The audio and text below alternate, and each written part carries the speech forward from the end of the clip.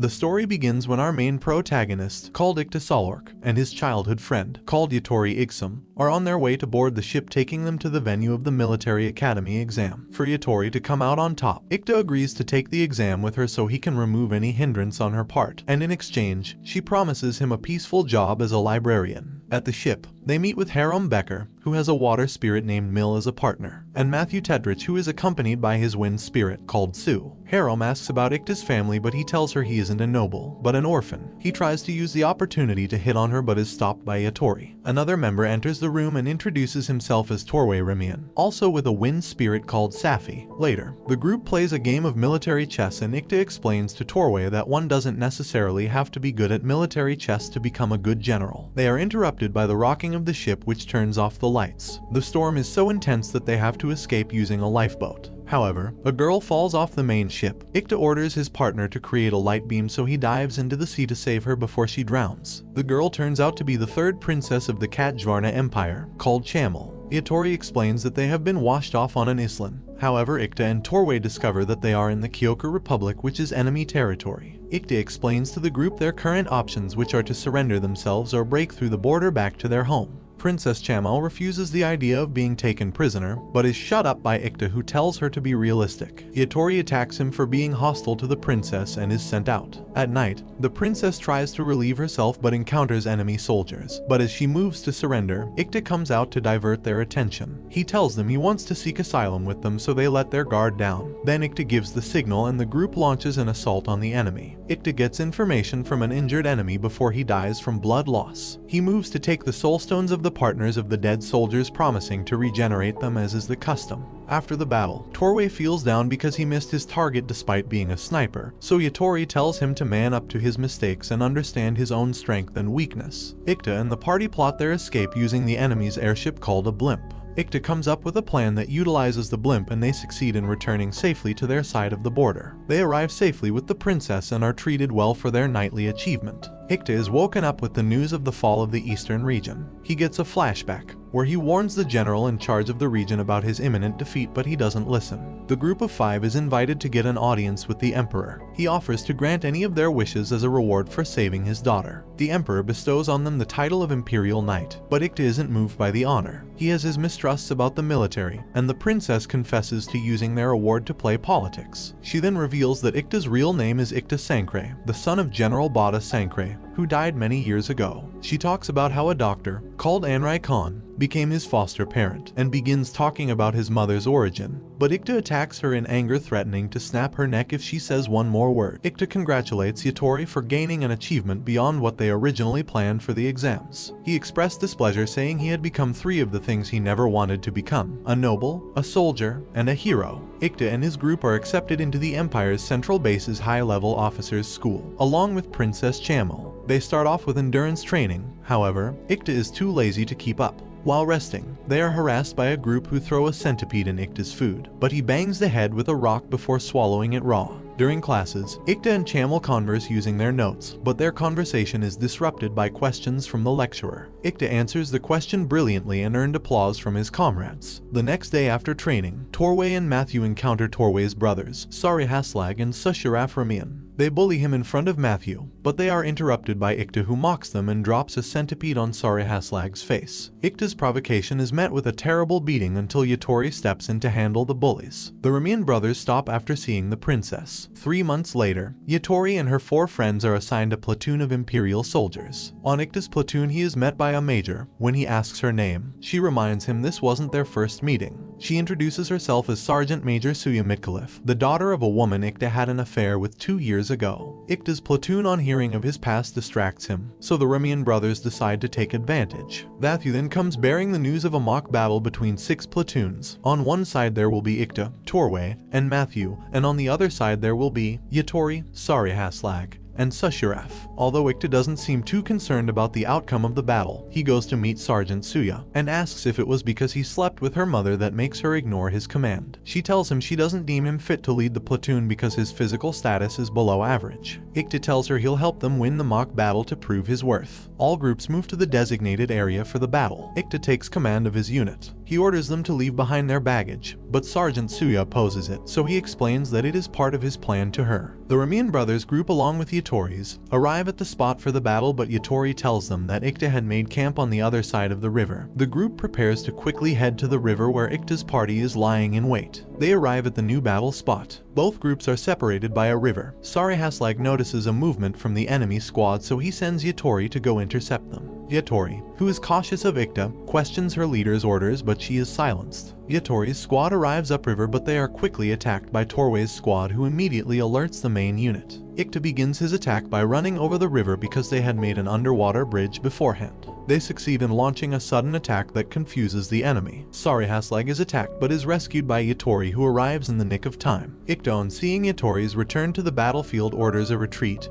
and the battle is halted for a while, and the groups take a moment to rest. An angry Sarihas moves for a pincer attack by hiding in the forest awaiting Ikta's unit. An hour later, Ikta doesn't appear anywhere in sight. A scout arrives to report that Ikta's group has sealed the north exit of the forest. It dawns on Sarihas that Ikta has succeeded in cutting off their supply route, so he abandons his original plan and switches to a direct attack approach. The two groups prepare to engage, but Sarihas is sniped from afar by Torway. The battle begins, but there's little Yatori can do before the battle is over. Ikta lectures some of his men who broke formation. He tells them his squad does not require heroes. He makes an appealing speech explaining that those who fight with him get to enjoy the privilege of taking things easy. On hearing this, everyone cheers his name. In the west part of the forest, the princess is kidnapped by her guards. As they move, they're intercepted by Yatori's squad. The soldiers explain that they plan to kill the princess to avenge the death of their commander, who died on the Eastern Front due to the royal family's politics. Yatori is pinned down, but her reinforcement provides support,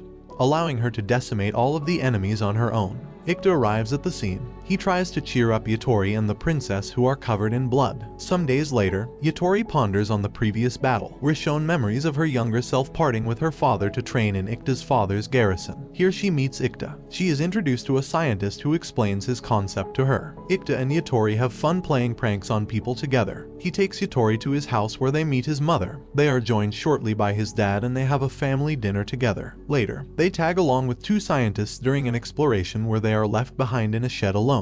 Ikta goofs around, but he encounters a wolf. However, he is saved by Yatori. They decide to make a plan to defeat the hungry wolves together. At night, they attack the wolves using any available tools, but the wolves outsmart them, so they are forced to hide. They burn the shed to trap the wolves, but some are able to escape. The surviving wolves halt their attack to protect their puppy. Torway practices his long-range shots. He ponders on how Ikta knew how to bring out the best in him. In the morning, Torway and Matthew talk about their assignment to the north. Matthew complains about the Sinek people that occupy the region. Ikta cuts in. He tells them he once visited the place and that they had very beautiful and strong women who ran their matriarchal society. Their conversation is interrupted by the girls. Ikta uses the opportunity to hit on Harom again, but Yatori strikes him. They are welcomed at the northern garrison by General Safada. Later, they are hosted at a feast. Here, Ikta meets with his new instructor, First Lieutenant Senpai Sazalov. Also, Yatori is called out by a platoon commander called Dankan Harganska, who requests for a duel. As they fight, Ikta explains to the princess that the duel is simply a farce to maintain order. The next day, Lieutenant Sazalov leads the group around the area as part of a training exercise, but in reality,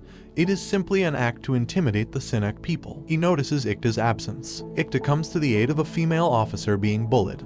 She introduces herself as Private Kana Temeri, and Ikta uses the opportunity to flirt with her. He is caught by Lieutenant Sazalov and dragged away to be locked up for 3 days. Ikta flees into the prison. Here he discovers captured spirits taken from the Sineks. Sazalov tells him that the act was a direct order from the general. Ikta joins the group looking half dead after finally being released from prison. Later, they are made to escort wagons going to deliver supplies to the locals. Ikta pops out of a wagon and takes Kana to town. In town, Kana inquires from him about the Sinek religion, which doesn't have any reference to Alderamin, who is considered God.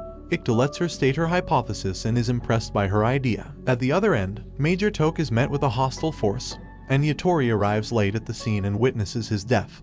But the group withdraws after Yatori strikes a man down and she immediately goes after them. Yatori leads a group in pursuit, but she halts upon discovering an ambush. The Sinek chieftain tells her the army stole their spirits, which they call Haashiku. The Sinek chieftain, called Nanaku Dero, then declares war on the military. However, this is the excuse the general needed to purge their entire tribe. As the garrison prepares for war, the princess is sent away to another garrison. Ikta and the others are on standby as the battle begins in earnest. Ikta's squad supplies jackets to the soldiers who are experiencing the severe cold up in the mountains. After the delivery, they are summoned to a meeting where they are assigned to deliver supplies to the front line. Here Ikta meets with Harom, who is with the medic unit, and as they talk, the enemy launches a night attack. Ikta and the others assemble their platoon in case the defense line is bridged. They prepare an ambush that the enemy falls into. Their coordinated attacks successfully eliminate the enemies without any casualties. Kana's unit is completely surrounded. They fall for the enemy's trap by using an abandoned village their base for the night. Ikta's group arrives and discovers the enemy on the base they are supposed to deliver supplies to. He tells the lieutenant in charge to allow him along with his friends to take the base back in an hour. As the enemy prepares to engage, Torway's unit snipes them one after the other from afar. The rest of the group charge in and successfully take back the base. Ikta tells them that Dr. Anarai invented the air rifle. As they converse, they receive a request for aid in the front lines, so Ikta takes command. They head to provide reinforcement, but he tells them they're to make camp for 2 days. Everyone is shocked on hearing his orders, so he explains that they need to adapt to the high altitude of the mountain. After 2 days, they arrive but are too late. Everyone is already dead.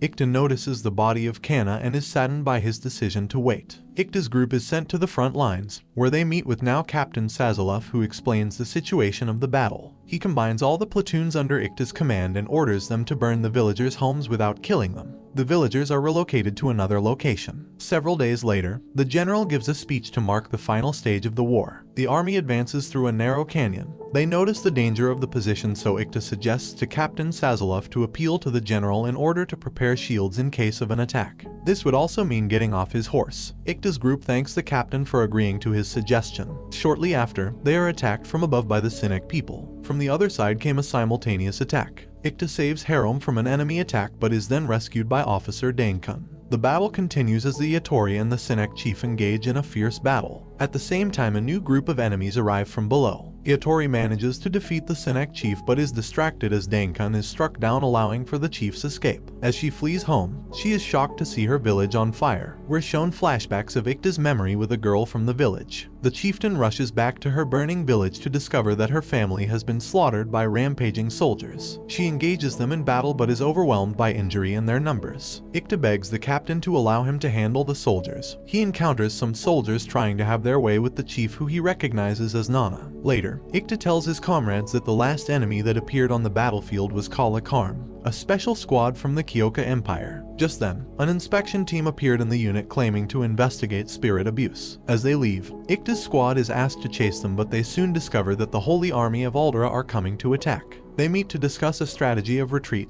Ikta's unit comes up with a plan to delay the enemy, but it would involve the Sinek people. Ikta apologizes to Nana, but she doesn't see the point. So he cuts off his fingers as a way of apology, and he properly introduces himself to her as her childhood friend. He tells her the Aldera nation wants to wipe both of their groups out in the name of saving spirits. He explains to her that joining forces is the only way out, so she agrees to cooperate. Ikta's units are assembled. Here they are given new ranks. Ikta suggests that Matthew and Harom pull out to the rear out of consideration. Matthew is pissed on hearing this and asks if he had ever slowed the group down in any battle. Ikta feels guilty and takes back his words. Ikta formulates a plan and sets the forest on fire. Shortly after, the enemy makes their move by putting up a bigger fire. The Yatori tells the group that the enemy has a shrewd tactician like Ikta with them. At the enemy base, Jean Alkanix, who is called the Unsleeping Officer, is also wary of his unseen foe Ikta. Ikta continues making arrangements to delay the enemy for as long as possible. At night, the battle begins. Jean succeed in drawing out Nana and her men before attacking with their air rifles. They continue to dominate the battle while Ikta racks his head for a plan.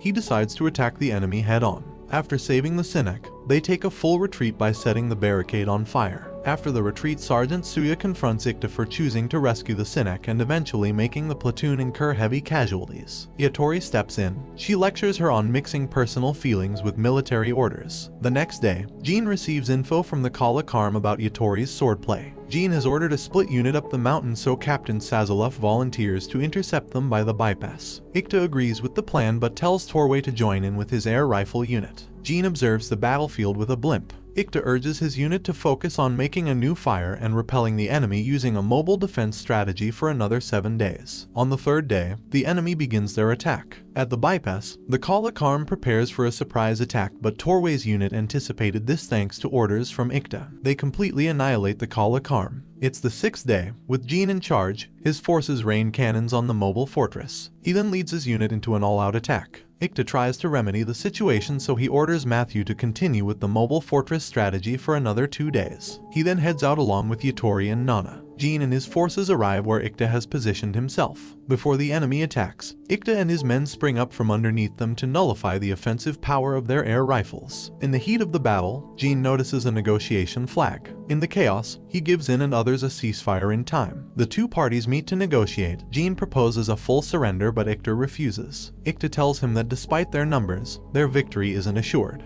Jean takes it as a bluff, but Ikta cuts him short. He then orders his spirit to create a beam of light on Jean. He tells him that Torway, who has an air rifle, can shoot him down anytime. Jean, who treasures his life, agrees to retreat. As Jean retreats, Ikta leaves him with these parting words: "All heroes die of overwork." At the city, Ikta and his unit have successfully retreated and Princess Chamel welcomes them. 1 month later, General Safada is demoted to the rank of private and ordered to be executed for his actions. That night, Princess Chamel summons Ikta. She tells him to rise to the highest rank in the military so he can change the corrupt country from within. When he asks how, she tells him he'll have to lose a war, the war with the Kyoka Empire. And this brings the anime to an end. Don't forget to like and subscribe if you enjoyed, and turn on the notification bell so you never miss out on another video. Until next time, take care.